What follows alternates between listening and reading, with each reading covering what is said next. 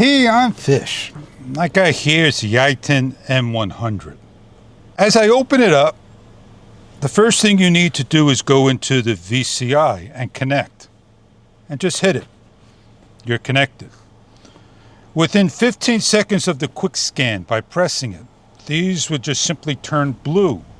Everything passes like that. And they tell you exactly your information.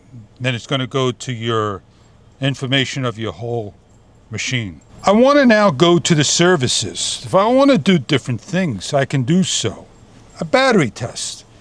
I want to do a charging test. So it may not be perfect, but you got to hold 3,500 RPMs, turn the headlights on for 3 seconds and off. That's what it's telling you. 1, 2, 3, and go 3,000 RPM.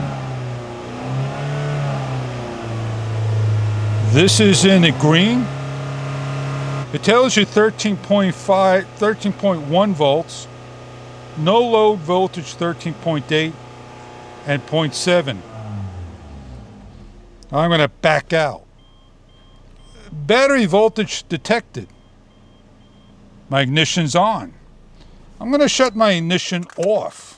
So I'm going to back out, cancel that, I don't want that, and do the battery voltage detected. 14.3 volts. Now, yeah, man, I'm doing good with my battery. So here I am going to do a waveform display.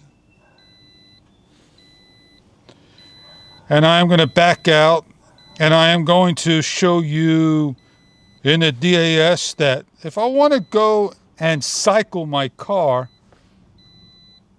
it doesn't show me any results until I turn it on.